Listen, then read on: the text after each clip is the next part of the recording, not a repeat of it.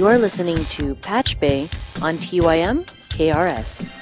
Welcome to PatchBay, show where we like to talk about basically the stuff that we've learned over the years on how to get audio from the real world into a recorded format that we can sort of, hand out. Sometimes for money. What do you think, Shane? Money? Sometimes for money, although it tends to be the case that people don't so much hand it for money nowadays. Here, take the 3 downloads and hopefully come to my show. They may not be selling their songs, but they're definitely buying time in the studio. So, the music industry may have changed a lot on the musician side of things, but on our side of things, I think we're talented people who get paid for applying our talent to particular problems, and I think we're still part of the equation. Yeah. I think we're in a better position than a lot of the musicians are at this point because we still get paid whether or not they sell their stuff. This is true. I've always had the conversation with my boss about pretty much every single session I've ever done. I've always had a repeat customer, whether it was once, twice, a whole album, or whatever. I've always done more than one session with anybody who's ever walked in. And obviously I'm giving them a good time or they're getting what they're looking for. But the free music myth is as far as bands are concerned, is a very scary thing.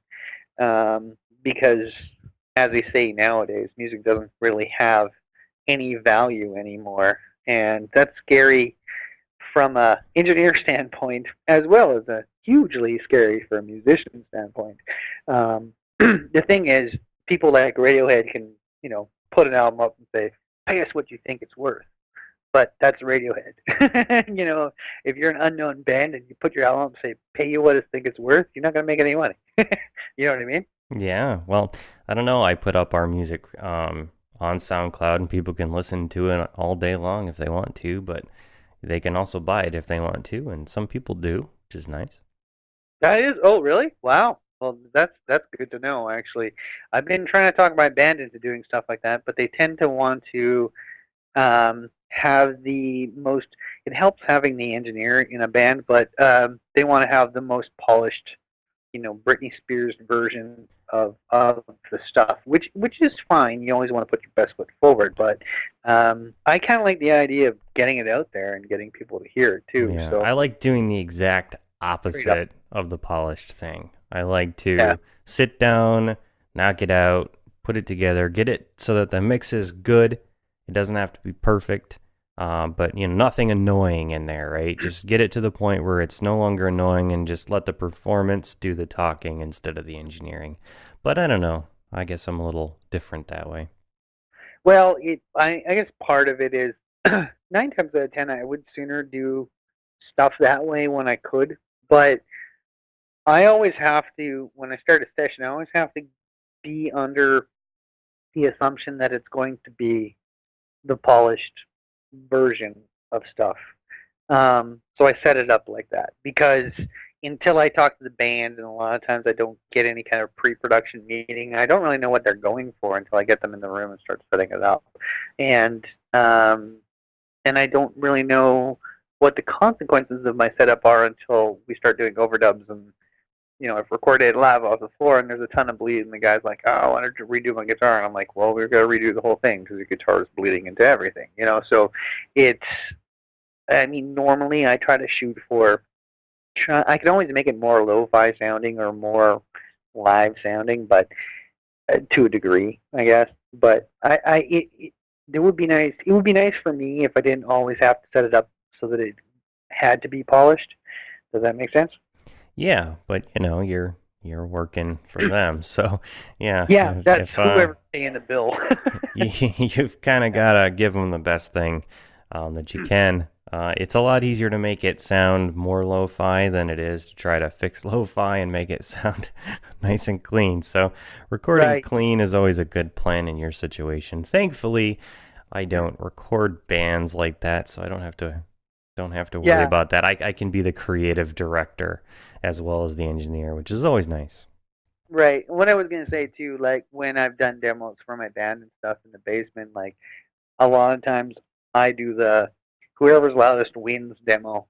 As far as the mix is concerned, and I mean, like the levels get set, there's some engineering going on, but I'm also playing guitar at the same time too, and I actually quite like the quality of that kind of stuff. And when people don't know that the record light's on, um, people either clam up or they play really well when they know the record light's on. So my band tends to play really well when they don't know that it's on.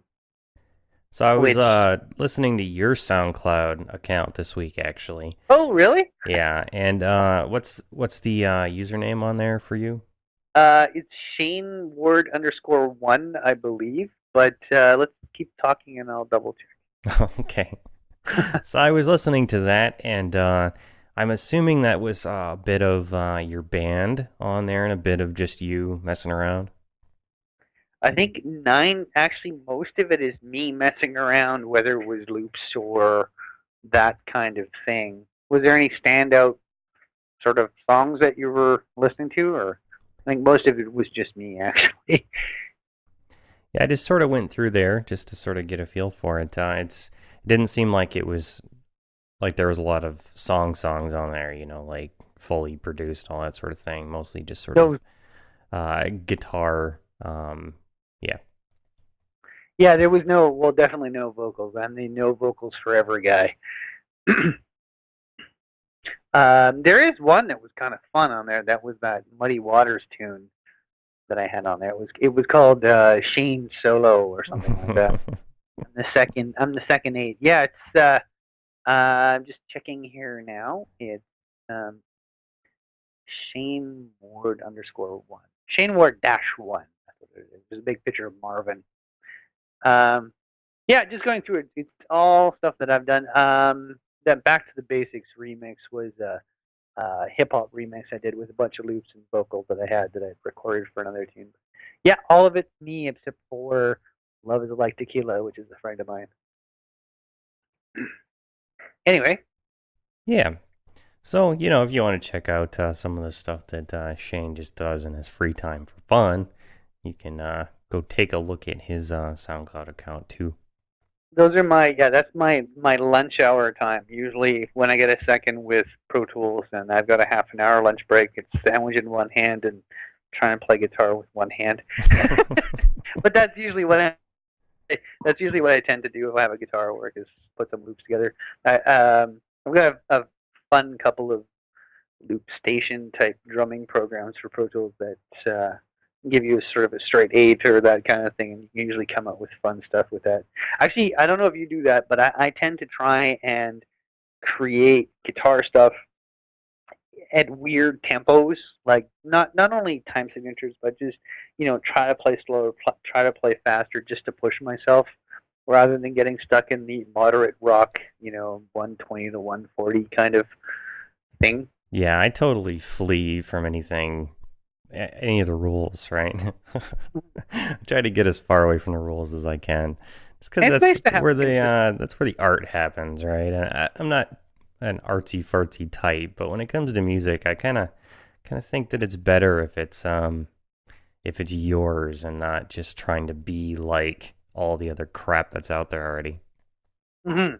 No, I agree with you. My only issue musically musically for me is that whether I want it to be or not, there's usually some kind of Smashing Pumpkins or blues in there.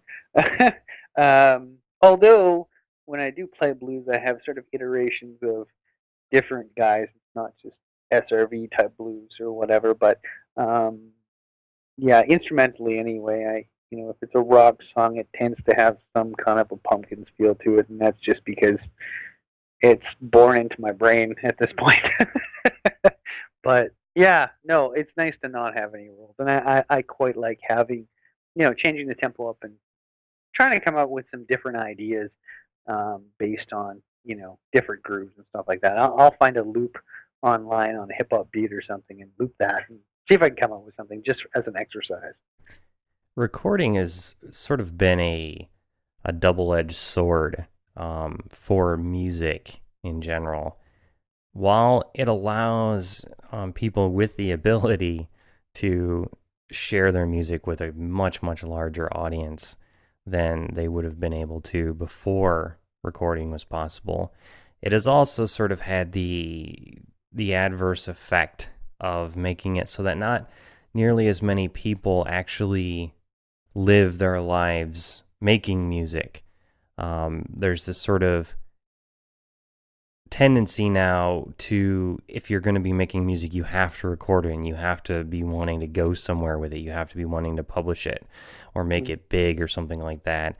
But before guys like us showed up with our tricky toys and all of our cool gadgets, people would just hang out in the living room or on the porch, play and sing together. And I think that is a really, really kind of sad that most people have lost that.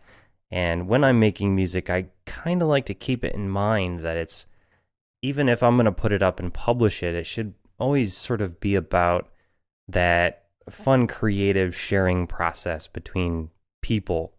Because I think that's what really is at the core of why we like music, because it's sort of a shared experience. Well, I've been fortunate enough to go and see a lot of like panels and things like this, and one of the most entertaining and interesting, eye-opening ones I saw was by the former manager of Pink Floyd, and I can't think of his name off the top of my head, but I'm sure if you Google former manager of Pink Floyd, you can find it. I saw him do a keynote once. He was talking about how before, if you wanted to hear music, you had to go out and find it. This is before there was recording. You know what I mean? Mm-hmm. And so once recording became a thing, it bred a whole industry behind recording, and you have to find a band, and you would have to find a studio, and then after you spent all the hours in the studio, then you would have to find a store, like an actual store with bricks to be able to sell it.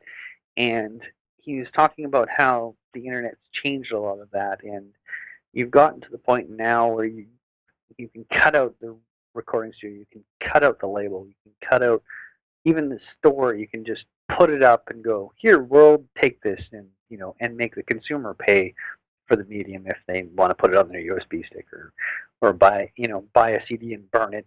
And I've always sort of used the term the land of a million bands kind of thing.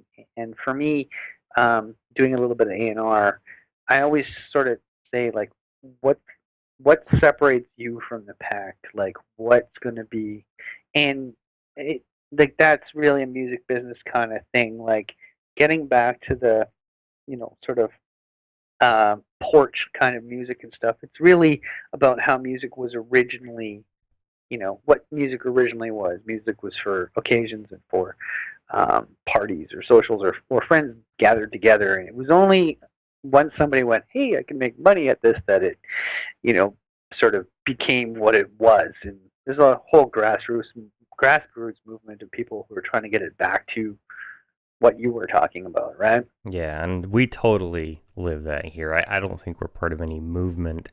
I know there's a movement out there, but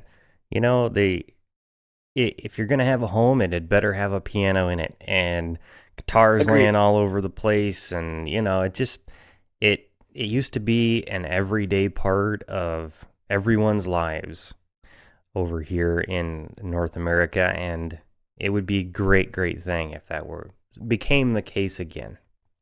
Well, a lot of artists now are doing the house concert thing, and have you heard of that? Oh yeah, I've been to a few house shows. Yeah. And I really like that idea because it is getting back to more of the grassroots kind of thing, and being able to. I've always enjoyed being able to meet musicians when they're not playing, after the show, before the show, like whether it was a big artist or, if I go to a club and I see a band play, I get to hang out with them after the fact. And in a setting like that where it's intimate, like, you may not be the hugest fan of their music or whatever, but I always found, it's nice to have that connection, because a lot of times when you listen to music as a listener, not as an engineer, but if you're just listening to stuff, you don't listen to Britney Spears and go, man, I totally feel what that guy was feeling when he was laying down that synth loop, or like you don't listen to it. You don't listen to music nowadays and go, I can hear people playing in a room. I can't hear people playing that one saxophone line or that one.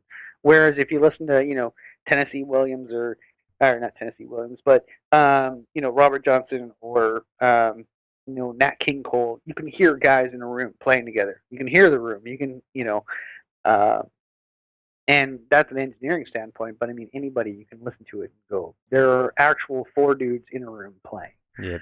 And for me, that's amazing. Like that's one of the greatest things to be able to hear that. Like a lot of people think music is just music, and it's not.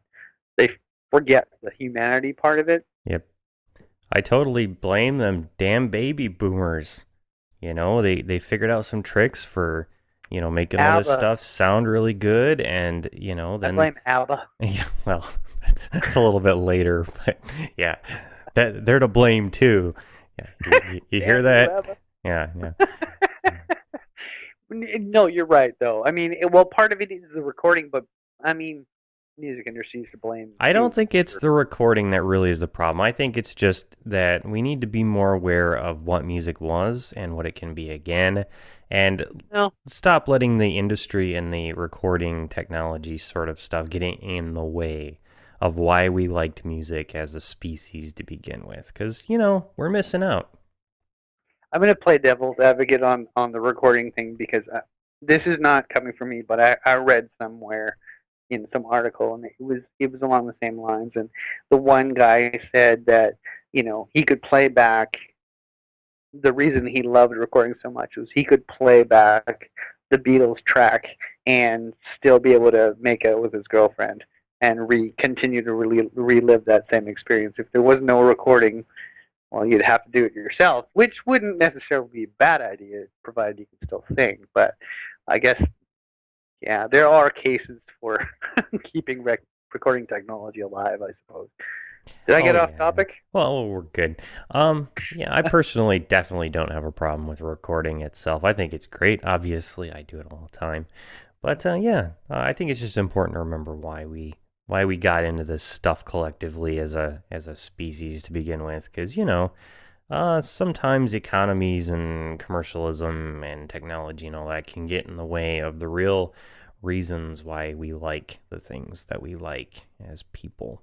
But I was bringing this up because I'm getting ready to start mixing and mastering the recording session we did a couple weeks back with the little band that we sort of ad hoc put together with our friend from Albuquerque. We call ourselves the Electric Kodama Band. And I was gonna bring up this because I'm pretty sure you'd be interested in talking about it. What I'm thinking of doing for this particular, basically a single, there's 2 songs. I'm thinking I'm gonna get it cut on vinyl, actually. Nice, good plan. So, have you done much of that? You've been in the industry for maybe long enough to have been involved with an actual vinyl release, right? No, I haven't done that. Actually, tell you I haven't done an actual vinyl release that I've sent off to get pressed. However, I do know a few things about it. I know that CD mastering, when we're talking about studio CD mastering, that the loudness war thing that's got to be 0.2, you know what I mean, below 0, kind of like brick wall limiting, you cannot do on a record. You have to look up what the headroom is of a record. One of the best things that I've heard from some of the people that have gotten stuff pressed, they've actually ran it off 2-tape, quarter-inch. These guys will accept quarter-inch masters because it's analog. You're working with 0 VU as nominal operating level, and provided all the tones match up, you're gonna be you can't mix. You almost need to rethink your mix and mastering definitely rethink your mastering for vinyl press, and you almost need to rethink your mix for a vinyl press, or at least what the mix is going to, because a lot of like what the levels are going to the sort of 2-track recorder. Um, One thing, a lot of like transients and really big low end information doesn't always translate well on a record pressing. Yeah. So you need to keep that in mind when you're doing the mix. Because a record needle is physically, thrashing It's going to around. physically, So it'll if you've got physically bump out of the grooves. if you got a sine bass line thing going on and you pan that hard to one channel or the other, you're gonna completely make it so that the cutting machine can't do that and the rest of the material, because the only thing it's going to be doing is that wave. You have to keep it centered. Your bass has to be centered, and like you said, transients, really fast transients. I mean, the playback medium may not even be able to reproduce the bass, not so much the frequencies, but the level that the bass is being mixed at. Right. I know a lot of dubstep producers are using dub plates, acetate plates. It's basically aluminum disc with a coating of acetate, and they'll cut on a 10 or 12 inch, but they'll make the spiral so that there's enough room in between the tracks so that they can actually physically get those huge bass movements on that needle and not run the tracks over the ones next to each other. Well, and see, that's the thing, is when you're sequencing a record, and when I say record, I'm talking about like a album, like whether it's a CD or a tape or an actual vinyl. You need to keep that in mind, right? Like when I used to do cassette sides when I was doing a CD master. So say I had 14 songs on a record production, like an album. And so I had songs 1 through 14 in the CD lineup. In order to make the cassette running master, I'd have to make a CD master with a 2-minute break between basically 6 songs, 2 minutes, 6 songs. But I'd have to time it out so that there was no time or less time in between. Like when side A ends, you need to have side A longer than side B, right? Because if you have side B longer, you're going to end up with a whole bunch of dead air, or you might actually cut off the other side. So we'd have to sit there and figure out, move tracks around, and take track 9 and bring it up to track 1, and keep moving stuff around until you got like the least amount of difference between the running time for side A and side B. Does that make sense? Sure. Yeah, and it was a whole big problem because the bugger of doing calculating with a calculator is it doesn't do math that ends 60. It does math that ends at 100. So you'd have to do that all in your head. You know what I mean? So this is no fun for an audio geek who got into doing audio so he wouldn't have to touch a calculator. But that being said, it's the same as doing a record production, right? You're going to do 5 songs on side A and 5 songs on or 3 songs on side B. Well, you need to make sure that the grooves line up. You can't have dead air, for 8 minutes on the second side of the album, especially, pressed and mastered properly on that kind of stuff. You want to fill up the most available space you have on the 78. And that might mean going, okay, well, the original CD lineup is song 1, 2, 3, and 4, but if I move song 4 to side B and I move song 7 to side A, it doesn't work with the flow of the album, but it makes it so that I can economically press everything into the record. Because the last thing you want is to get all the songs on side A and then run out of space on side B, right? Yeah. Yeah. So speaking to that, I don't know if there's any actual LP. I'm sure there's LP manufacturers in the States, but as far as I know, in Canada, from what I gather, there's one guy, which doesn't help the whole "do you know John from Toronto" thing. But basically, from what I've heard, there's one guy that presses LPs in Canada. He's somewhere near Toronto. He's got an old LP pressing machine. Although there may be other manufacturing places, I've heard that there's this guy that does know what he's doing. And there's a label in Winnipeg called War on Music, and I think it's waronmusic.ca or .com, but they do vinyl pressings, and they're the guys who are sort of the middleman, plus they're a record label too. So if you're an independent band, you can get stuff done with them and go on their label, or just do it independently, that kind of thing. So you'd have to do a Google search, but yeah. Thankfully, vinyl is pretty alive and well here in the United States, and we have quite a few record manufacturers left in operation. But I'm not sure if I'm actually going to press the vinyl, or if I'm going to have maybe them just cut me some dub plates. I don't know. It's hard, because it's basically going to end up, I'm going to play one until it degrades, and then the rest are going to go in frames, and they're going to go to the band members. Because, vinyl's awesome, but it looks better on a wall. If I want to listen to it, I'll just throw on the music file on the computer, I think. Well, from what I gathered, too, the minimum pressing on an LP is pretty expensive. Yeah, you'd have to drop it anywhere from $500 to $1,000 to get a minimum run. Yeah. Yeah, I think the minimum run is like a 1,500 albums. What you do as a secondary plan is when you create. This is maybe a little dollar store, but you've seen the CDs that look like records. Oh yeah, sure. Or, for that matter, you could even get a record and just Photoshop the size of the middle of this disc.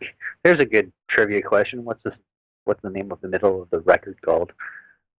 The part without the audio information. I'm just saying you can easily Photoshop and create. To get an old record from a Salvation Army or something, create the sticker for the middle of it, make a Photoshop size album cover, press that into a frame, and you could do it without actually having to press all the records, right? Oh yeah, well I'm handy, so I could probably build a cutting lathe. I'm just that kind of guy, Yeah. You know what I mean, though. Like, I mean, you could do it, like, if you wanted to, or like I said, even you can get those CDs that look like records too. But there is something nice about actually having it in your hand. I guess it really comes down to, from what I gather, I mean, obviously CD sales have declined over the last few years. In the last year, CD sales have declined, MP3 sales have gone up, and LP sales have gone up. That's not to say that LPs are competing with MP3s. It's just that LPs are having a resurgence, whereas people aren't buying CDs as much anymore. The question is, and this is the record label me talking, can you make your money back?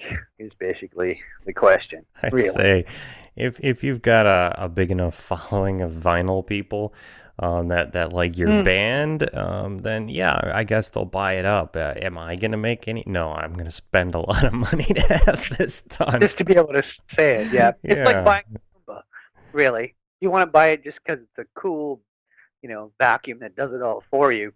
Whether it was the best plan in the world, I don't know, but it's worth the extra $150 just to watch it do it itself, right? Yeah.